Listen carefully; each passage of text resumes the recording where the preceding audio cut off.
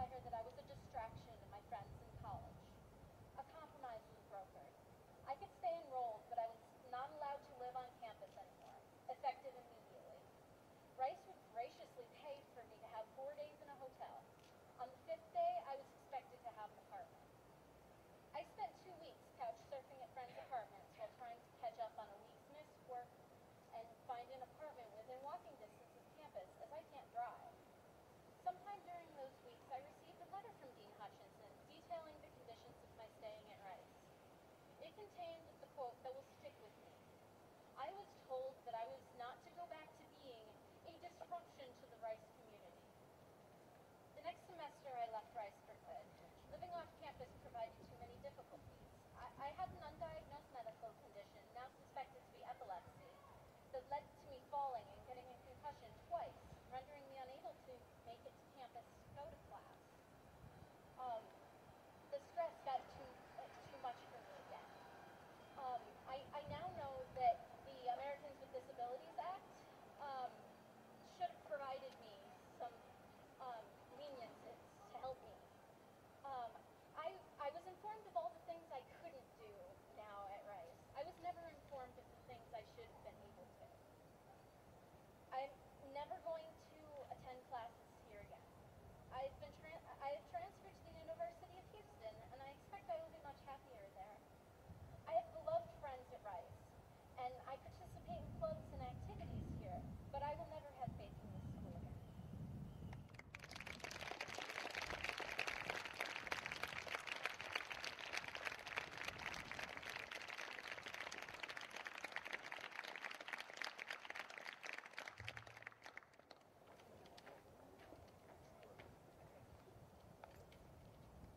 Hello, can you hear me?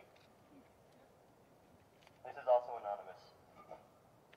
I am a young alum, but while at Rice, I was very involved with my college, my major, and friends across campus. After a long-term relationship ended, I ended up in a verbally abusive relationship with another Rice student. After a public party, he was sober. I was in the state of mind Rice students want to be after public parties. He hit me and threw me across the room. When I reacted as expected, crying, upset, confused, he called RUPD, claiming I was suicidal to get me to leave. I vehemently denied this. I was upset, but have no history of serious depression or mental health issues. I knew amnesty would not be guaranteed if alcohol was involved, and as an underage student, I was scared to confess that I couldn't stop crying because I was quite drunk. With no other witnesses, they followed the guy's testimony just in case. I was taken to Ben Taub and held against my will for over 24 hours. RUPD left me there with no contact, no information on when I would be released, and no explanation. When they dropped me off, they told me I would have a brief 20-minute just-in-case interview, after which they would immediately bring me back to campus. That was a lie. I had an incredibly brief Skype interview with the campus's counselor on hand for emergency situations. I vehemently denied being suicidal and confessed to drinking. She clearly wanted to go back to bed and let someone else deal with the situation. The experience I had while forced to stay at the hospital was far more traumatic for me than being thrown around by a guy. I was in a ward full of seriously mentally ill individuals with leering men, an unhelpful staff, nothing to do but sit in my room wondering how the hell I was going to get out. After 12 hours of no information, I finally had an appointment with one of the doctors who, to be blunt, wondered what the hell I was doing there and signed my release.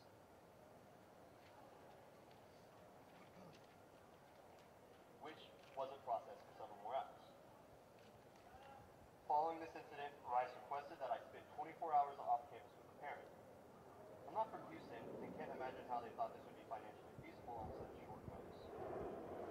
Afterwards, I was forced to go through a series of interviews on campus. Just as was described in Olivia's piece, I found some of his interactions condescending and manipulative. While I understand the need for the university to protect itself from liability, being forced to talk and think about the events leading up to that night was extremely counterproductive for me. As typical Rice student, I move on best by throwing myself into work and social activities and told the involved officers as much. The director of the Office of Protection responded that I would not be able to return the following semester if I refused. I wasn't kicked off campus or forced to withdraw, but I very well could have been had it not been for the strong relationships I have forged with the adult leadership at my college. My college masters in particular were sympathetic and provided wonderful support. I consider myself a relatively well-known campus leader at Rice, and I would never be willing to speak about this experience without absolute anonymity. Given other stories I have heard, I fear I may have treated as much more of an unwarranted burden on campus had I reported the incident of physical violence, and I am glad I did not do so.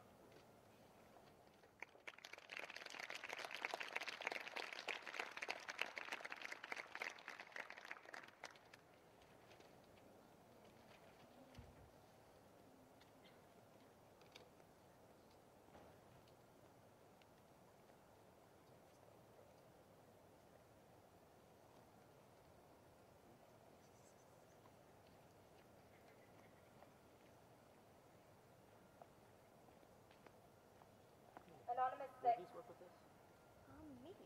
I was crying. I was depressed and in treatment, but it had been a bad day. My mom did what she had been told to do. She called the masters of my college so that they would help me pull myself together. They came, they comforted me, and set me on my way. And then they called the dean's office. Before I knew it, I was in a war. I watched as my mother wheeled and bargained for any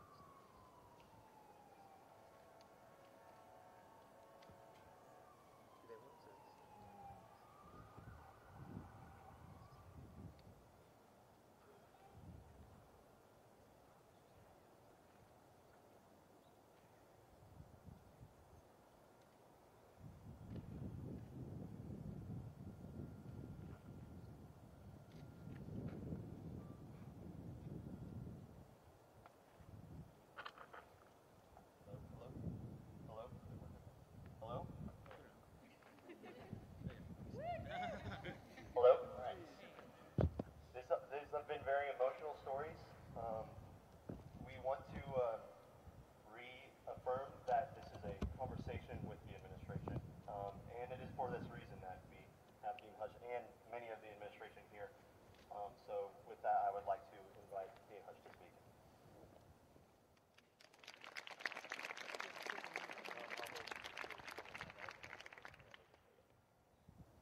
Thank you, Drew, and Philomena, Elizabeth, Dennis, thank you for organizing this. Thank all of you for turning out today. Listening to those stories is intensely personal for every one of us who are here, myself, my staff included, with maybe one exception. I think a case of an alum who preceded me as the dean. I recognized all of the stories. I know the students involved. I remember in detail the deep and long discussions we had amongst our group, trying as best we could to figure out how to deal with moments of crisis for students. What I can tell you is that it pains every one of us. I'm in pain right now, and so you have reached me. Just thinking about the difficulties that each of you, many of you, go through in your times of rice.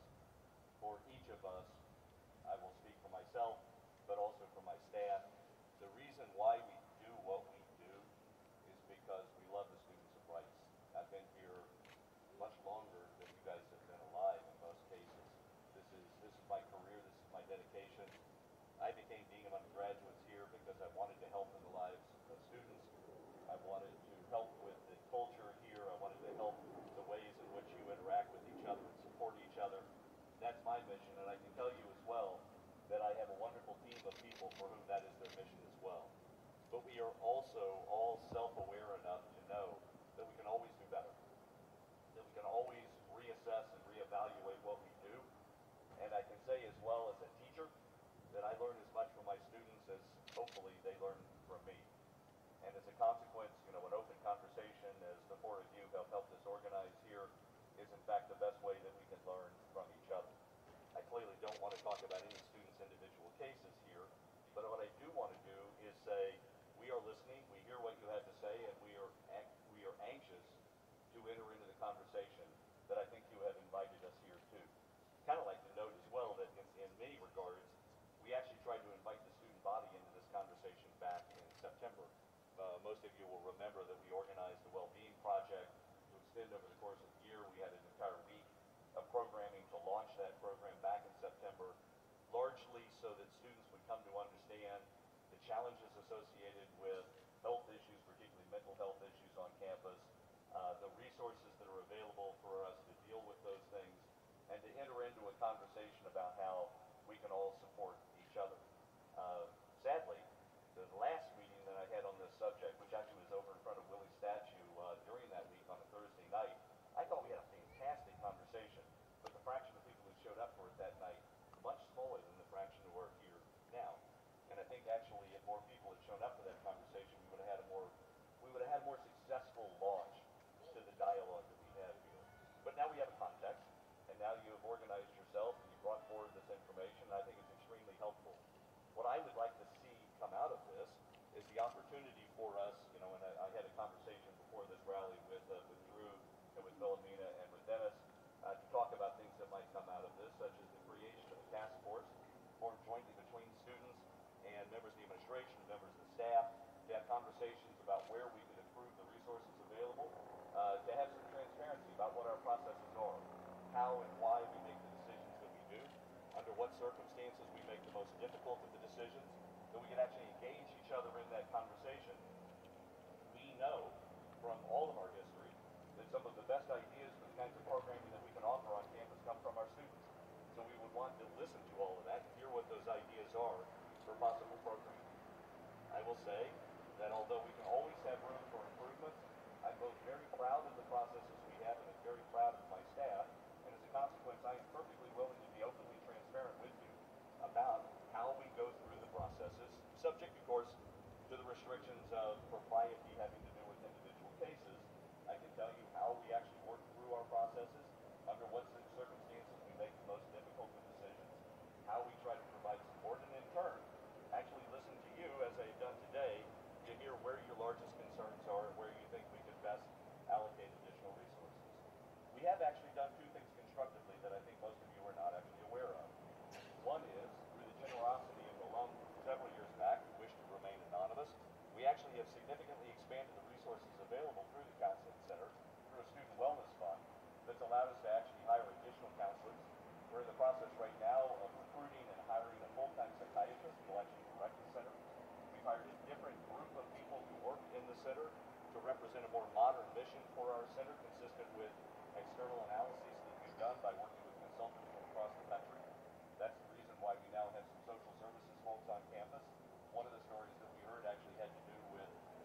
difficulty of a hospitalization and the difficulty of that process, we have a social worker on campus specifically right now for students who are in crisis to ease their transition both into and out of a hospital during those circumstances when a crisis is in process to make it work better.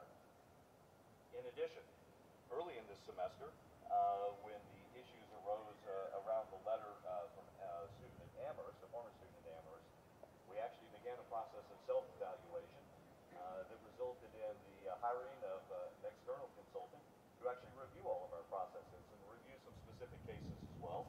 And I think that's actually one of the things that you're calling for in your resolution that you presented a little earlier today, that we do such an external review. That's actually already in process. It's way too early for us to even have any results, let alone for us to share those with you. But we can share that at the time. I think what you'll see is that we are dedicated to a constant improvement in the things that we provide, and that this is one of the ways in which we can identify the additional resources, the additional programming, maybe changes in process as required to do an even better job than I think that we are already doing now.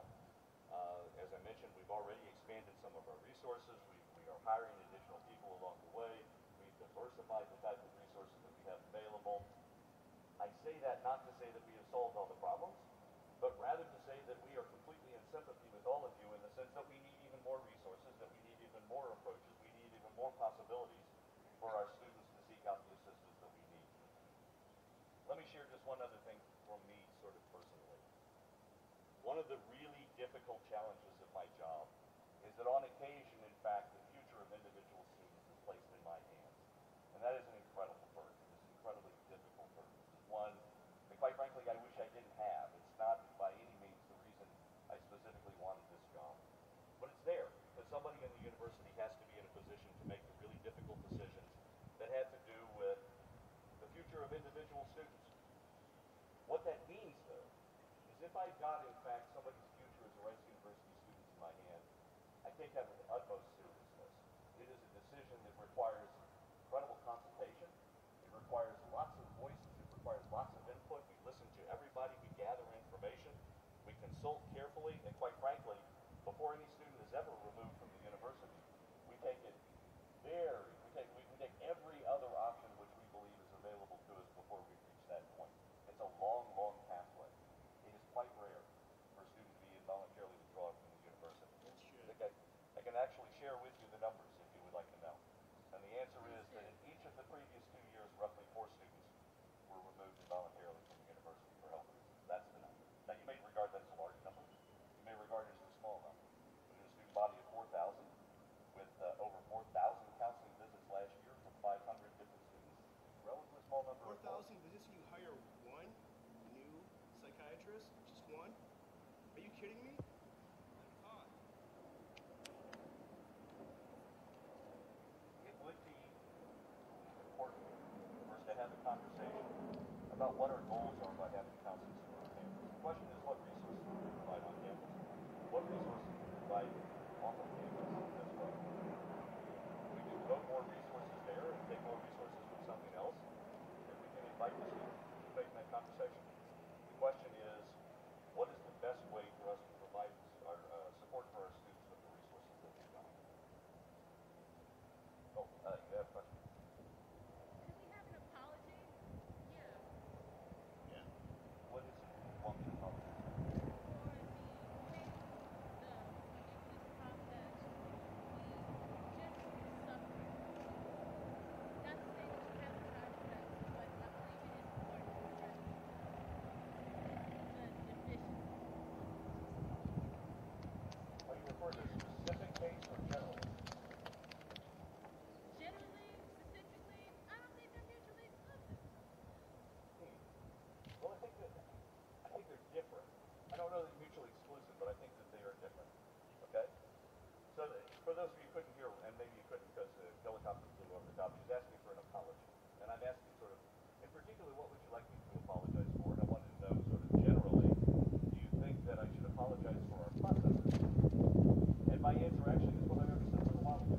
I am sufficiently proud of our processes and that we are so careful and that my staff is so good that in fact, no, I'm not going to apologize for them.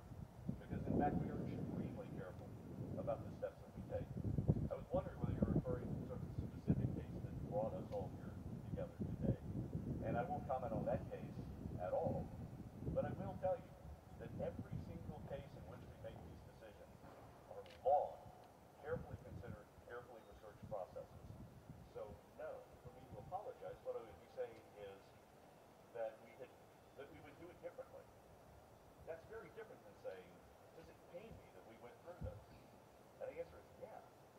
pained me then, it pains me now.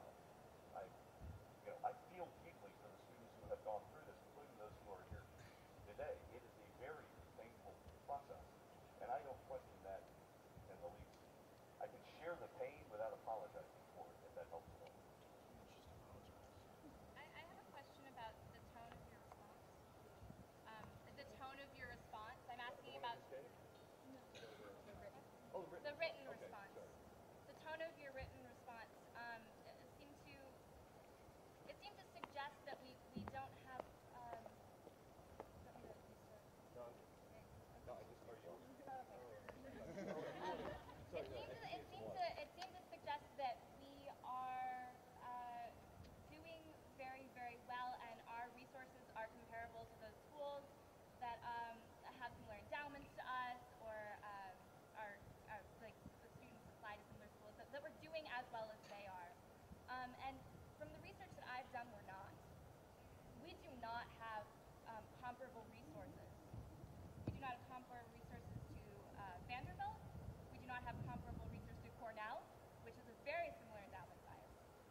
Would you consider retracting that statement to the public? And also, would you consider making a different one about the current resources that we have right now, and how important it is, how it needs to be a priority that we have more resources and better resources on campus? Okay, I didn't remember who I was pushing before. So first, as I recall my statement, I can probably come around here. Yeah, right there. Down in front of me as well. I stand by the quality of our resources. I think you make an extremely good point that maybe I shouldn't stand by the quantity of our resources, that maybe more extensive resources are in fact required. What I would like to do is sort of follow up on your earlier proposal to me that what we do is form a task force jointly between students, me or the other members of the administration, members of the staff, and identify what our needs are, and then pursue those the resources necessary to meet those needs. Does that sound fair enough? Oh, yeah, sorry. Hi, my name is Joanna. I'm actually I'm in the graduate program. I'm not an undergrad. I went to a similarly competitive undergrad environment, so I can sympathize a little bit with my situation. I also worked as a counselor for severely mentally ill adults in the first 2 years of undergrad. And the one word I'm going to take away from this entire conversation is not, in fact, conversation, although I'm very happy it is, and I really appreciate and thank you for your candor and your tone. It's distraction. I'd like to comment on why this word distraction keeps coming up in the text surrounding the documentation of people's potential or challenges to their health condition. It hasn't really been specified as mental, physical, combination, or both. And what exactly are they distracting the right student from? Because if there's anything as an educator I aspire to do, and I'm sure you succeed at, is to prepare students for the real world. And the real world is full of mental illness. And as the future CEOs here, you may have a COO that has a child who has schizophrenia. Or you may yourself go through a huge depression and wonder, how do I balance work and life and this and family? And these people aren't distracting the students. They are teaching the students, with some exceptions, and I think we both recognize what those exceptions might be in terms of violence to themselves and others. But I would make a motion to just strike that word from your language in this context. It's obtuse, it's backwards, and it belies a real discourtesy to the status of those individuals as citizens of our country, as residents of the university, who happen to suffer from the diagnosis of mental illness.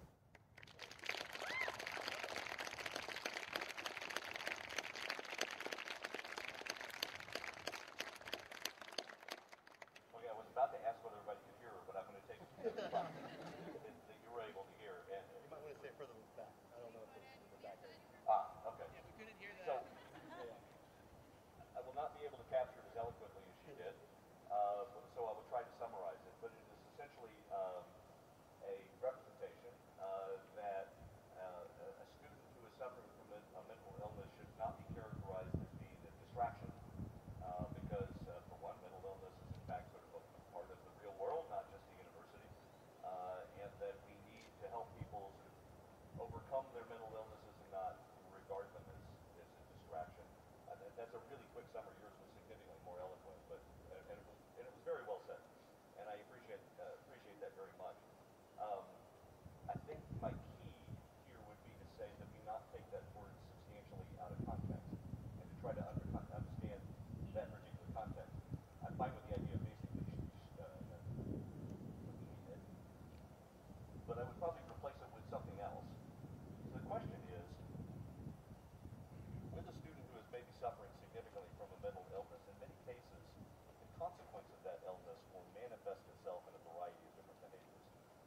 many of those behaviors will, in fact, have a substantial impact on the lives of people who are immediately around them. In a university context, the lives of those people who are immediately around them are also students, also going through their own stresses, their own problems in life, trying to cope with the challenges of a very difficult university, trying to cope with the challenges of their own friendships, relationships, aspirations, and so forth. I was a college master for 12 years. I watched many of these situations evolve in cases where it became extremely detrimental to the lives of the people who were around that particular student. Extremely. Such that they were also then starting to fall into depression themselves. And in the end, it wasn't obvious. In fact, it was obvious that it was not, to a productive end, that we were dealing with a circumstance in which the student really couldn't actually continue to function in the ways that we expect of a student. We're not placing a high bar for doing that. We're talking about, can you get out of bed in the morning? Can you dress yourself? Can you feed yourself? Can you make it to class more often than not? Can you in fact maintain yourself as an individual in an extremely complicated, intertwined community of people who themselves are also suffering from significant stress as well? Our goal is actually to get every possible opportunity for a student, with all of the resources that we can devote there, to help students be able to reach the point where they can, in fact, abide by the expectations of being an individual in this type of community. On circumstances. You just solved your problem. That's the problem with saying a distraction, is that you're pushing it towards their effect on others as the primary concern, which I'm not negating that is a concern. You said they're failing to meet the expectations they have signed on to by coming and being student visitors. Now, whether or not those are reasonable, I'm not here to judge, okay? But that phrasing is far less derogatory, I think, than just writing someone off as a distraction. And that is the standard we apply. That is absolutely the standard we apply. In fact, we even have a document that sort of spells out what our expectations are for our students to be able to sort of maintain themselves. Right, and I maintain that I do not know those expectations, so I might take issue with many of them, but in point of context, as an English person, I like that phrasing. I very much appreciate your insight. Very well worded.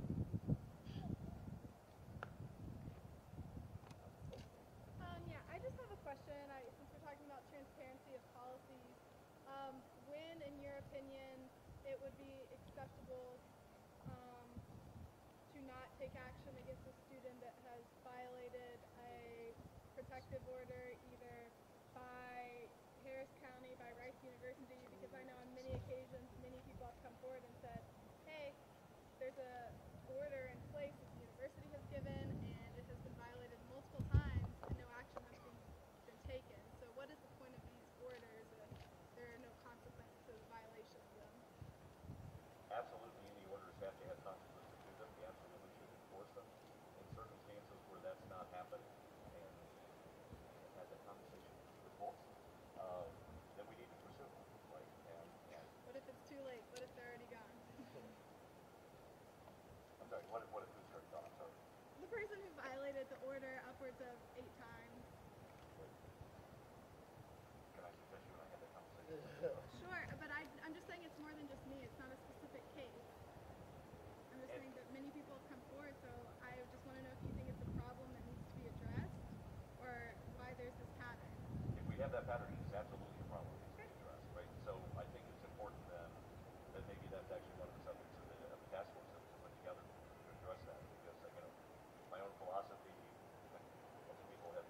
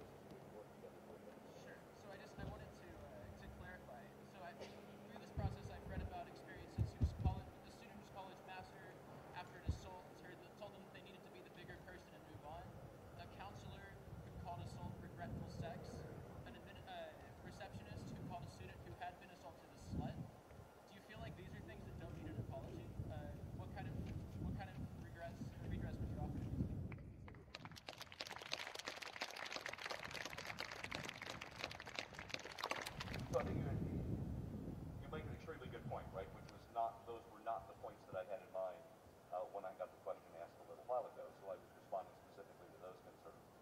Yeah, absolutely. I mean, the story I heard a little while ago about somebody referring to a student as a slut, I find that student. I will apologize to that student, and I will find out what actually happened in that case.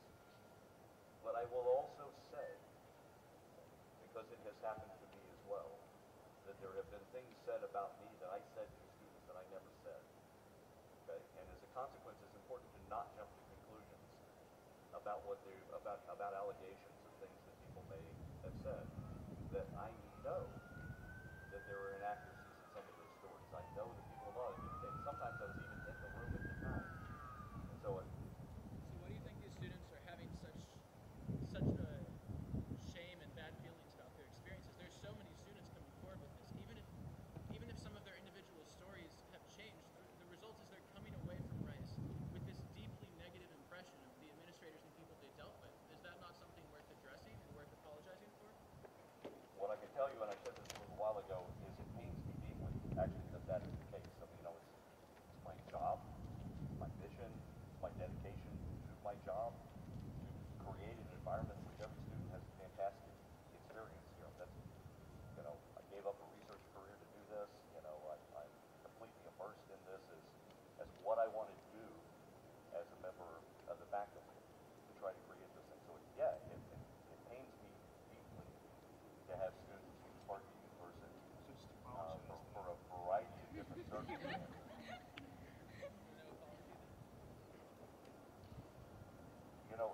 What I say, in all of the cases where those things have happened, I am deeply sorry for the student and those negative experiences. Yes, absolutely.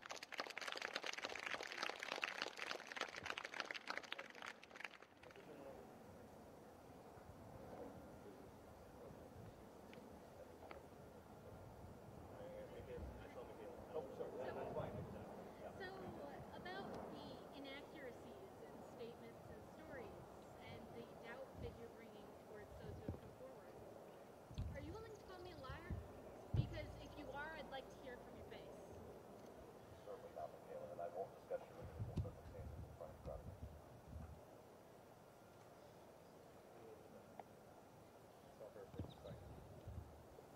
Okay, 2 points. One is in response to what you said about the endowments of Cornell and Vanderbilt. And just in defense, I would say having transferred from Vanderbilt, they are both substantially larger schools than Rutgers. So it sort of makes sense that they would have more people there. But however, relating back to what you said about distraction, and you were talking about how students, how you were concerned about the interactions between students. I understand that point of view. However, all the students here are adults, and ultimately it's their responsibility about who they're friends with. And so if we're going to be friends with a depressed student, I feel like that's our right to be friends with that person. And also just evicting them from campus is kind of in a way, I feel, it's leaning towards taking away a person's interactions right to be friends with someone. And I know maybe the situation's a bit more complicated with roommates because they live together. But about the whole community as a whole, I think it's our responsibility if we're going to be friends with a mentally afflicted person. But I think that's an extremely interesting point. And I think it is consistent with what I've always said about Rice students is how deeply you all care about each other. So let me share a story about a student a very long time ago that none of you would have any earthly idea who we're talking about. Okay, it was a long time ago when I was a college master. And in that circumstance, we had a student who really, in the ways that I described a little while ago, had really ceased to function in any way.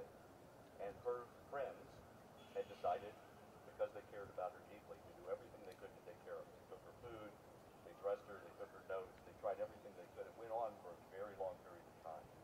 And in the end, they came to us exhausted, emotionally drained, physically drained. This was, in fact, starting to depress them as well as they struggled with an issue that they were neither equipped to deal with, they weren't trained to deal with, they didn't have the resources they begged us for help and said, please, what can we do for this student? We love this student. We love this person. We want this student to have the best of everything. We can't do this anymore. And my reaction was, as much as you cared about that student, you should not have even attempted to do that. You don't have the training to do it. You don't have the resources to do it. This is an extremely difficult type of situation. So yes, those students did choose in exactly the same way that you described a little while ago to do the best they could. In all of those circumstances that I know of, and I've got lots of experience in dealing with lots of cases, going back to my days as college masters, in the end, the student winds up needing to go home. Because in the end, we don't have the resources to support a student. Even with the best wishes of all of the students in the campus, we don't have the resources to support a student who is struggling that badly. I mean, is that okay? I mean, are we content with that? It seems to me that if that exact kind of situation occurs, we should be doing like, look, I had a physical disability when I was here. I'm like halfway blind. I could go to the disability services people. I could get assistance with everything. I could get people take notes for me. I could get like better equipment to see the board. I could get everything I could possibly need. Are you saying that it's okay that we don't do the same kind of thing for students with mental issues?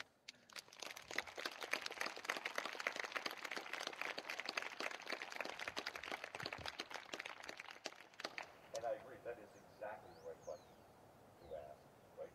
Because these are such extraordinary, difficult cases. That is exactly the question that we ask.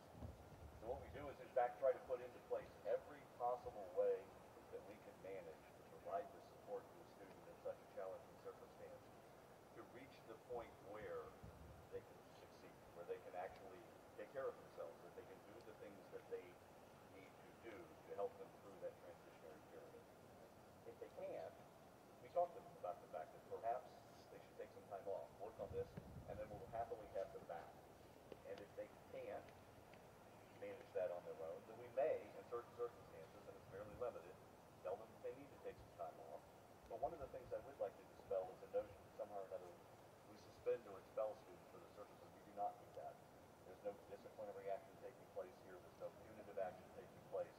And in all of the circumstances where we have this happen, it is our expectation that a student will in fact return to us, having in fact dealt with the difficulty. The question is, what is the appropriate therapy? What is the appropriate resource needed to assist a student who is struggling at that level? That's the challenge, and can we provide that? And the answer is, to a certain extent, yes, but it depends upon exactly how disabling the situation is, right? With respect, I have had not one but 3 friends who have dealt with the administration in things like this, and all of them have come away dissatisfied. I feel like wherever we are now is not good enough. And I can say as well that it does not surprise me at all that the students whom I have to deal with in the most difficult of situations would not be satisfied. It's an unhappy circumstance. It just is. And it pains me to be in that circumstance for those students.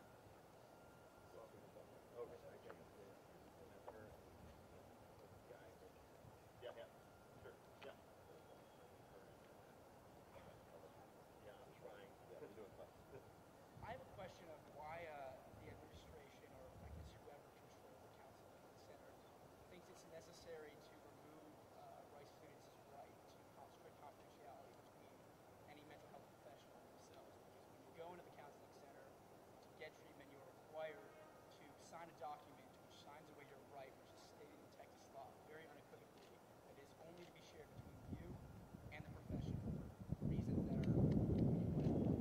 So why does Rice think it's necessary to remove that right from students who are necessary? So, could I suggest that be a great question for exploration by the task force? Okay? I mean, some of these things I think we should be taking down not as this is the end of the conversation here, you need definitive answers from me, but rather ongoing conversations need to take place. I mean, maybe that's not the correct policy. Maybe so. I mean, there's a reason why we put it in place, but let's discuss that. Let's educate each other about it. Does that seem like a reasonable response? Yeah, I just would hope to get a little bit more specifics right now of why you guys arrived at that, but if you would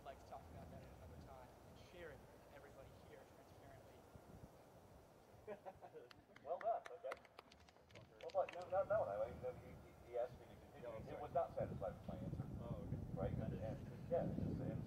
And so I will continue. But let me also say that regardless of what I say here, I think that's a topic for conversation with whatever task force that we jointly agreed to form. Does that seem reasonable?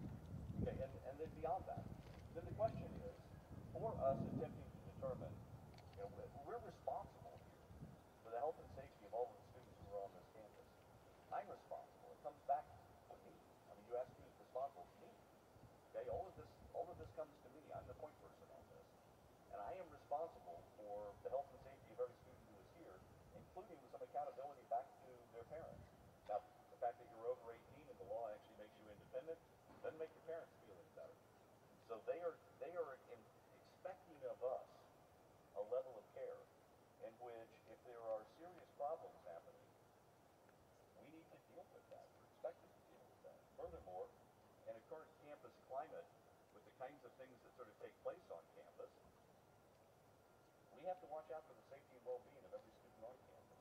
We have to know some things, right? I mean, there have certainly been enough tragedies on campus that it would be desirable for us to be in a position to intervene before those tragedies take place. Those are the reasons why we do that. Are there ways that we could modify that policy? Are there ways that we could protect what you are worried about protecting while also protecting everybody on this campus? Maybe so. Let's explore that together. So I just have one quick comment. So you're just to clarify that. So you're saying that Rice has made a decision. Rice has made the decision for that policy that because of a liability issue, they've determined that taking away or that accepting that they will take away some of the rights of the students, which is the waiver liability issue, the waiver consent form, that is necessary in order to protect the students on this. Yeah, we replace the word liability with safety. What would you say the difference between them would be? I mean, you probably want me to keep them safe. I would like you to, but I also would like to keep my rights. I mean, you could lock me in a cage all day and I probably wouldn't get attacked by anyone. I don't have the authority to lock them. Thanks. Okay, I saw her. Yes. I think that conversation today has been very focused on the mental health and the Rice Counseling Center. That was one of the things that's being addressed by this rally, but I've heard very little about the conversation being initiated of the current sexual assault on campus. And one of the things that most bothered me when this article came out was to hear someone's account of being in an abusive relationship for an extended period of time. And it feels to me like there's a lot of monitoring of mental health on campus, but so many of those things go unnoticed and nothing is happening about them. Well, here, absolutely, 100%, right? That to the extent that we can have a campus-wide dialogue about the evils of relationship abuse and about sexual assault, you will have me at all of those meetings if that's what you want, right? I am completely with you. It is a standard problem of trying to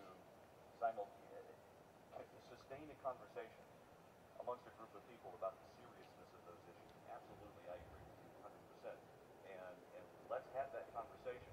It's interesting you raised it in the way that you did, which was not that there were specific issues having to do with the way those cases are handled, but rather the fact that the cases exist, right? Which I think is what's a really crucial aspect. The fact that people are in fact sexually abused, sexually assaulted is abhorrent. And in fact, we as a community should rise up in awareness of that fact and address that collectively. And I am 100% in favor of that. And if that can be part of this conversation, or quite frankly, if it's a separate conversation that takes place in parallel, that might even be more productive, let's do that.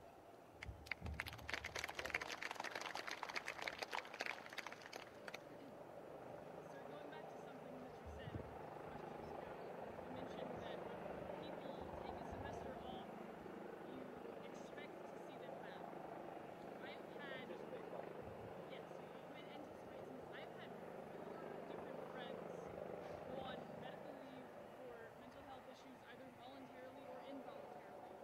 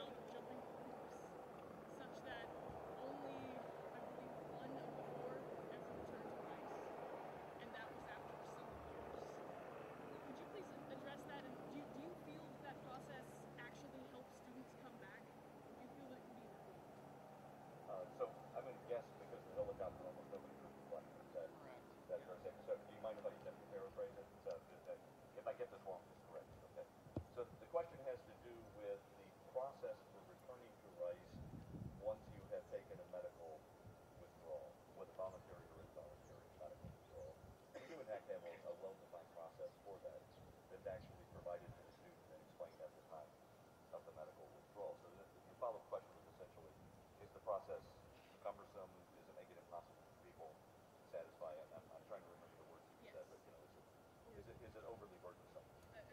Essentially, sir, if you feel that it isn't, then why do we still have so many people who choose to transfer to other universities rather than trying to deal with that process?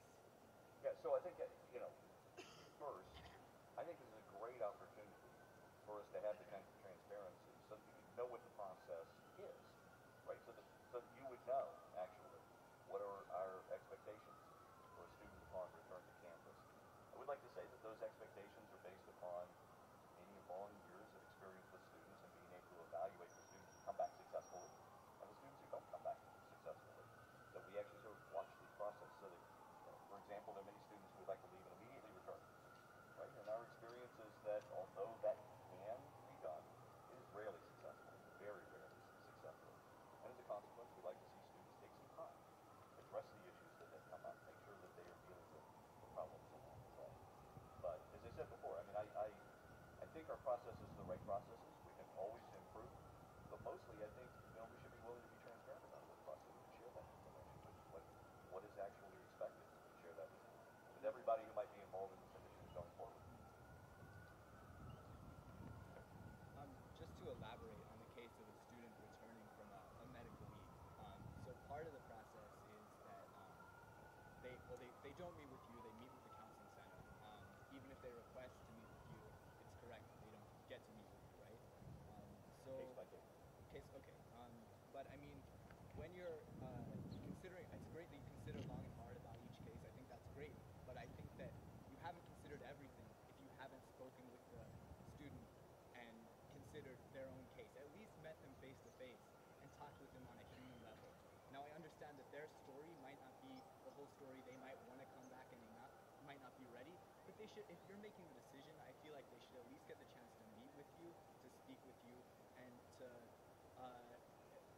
to have you as a resource that they can reach out to. If you're making a decision, if they want to email you, they should get a response. And I think that's not in place right now. And What I can tell you is actually met with students within the last week in exactly the same. Is that a new policy? I know that it hasn't been existed in every case. I meet with every student that I think that there was a productive conversation to take place. So if a student has applied for readmission, been denied readmission, based on arbitrary criteria, or maybe there are very specific criteria, but they aren't informed of the criteria because it's based on experience. They don't know what the counseling centers passed on to you. How can they have faith that if they reapply in 6 months' time, that they will be accepted by the university? I mean, what more can they do? So in many cases, actually, sorry. So the question continues to be sort of, if a person applies and doesn't get back in, how do they know they're ever going to apply and get back in? We actually are pretty detailed in our responses to say, here is what we need to see from you. Okay? There are circumstances in which there actually isn't any evidence to suggest that the student has done the things that we really expected before they return. But in most cases, actually, students are done it, and in most cases, the students come back. Okay? But for many students, of course, they've had a negative experience, and they're frustrated by the process. And I understand that. I find it difficult as well. But what I can tell you is that it is not at all uncommon. In fact, it's very common for me to meet with students who are requesting a return and maybe wanting to have more information. Thank you. If we could all thank the Hutch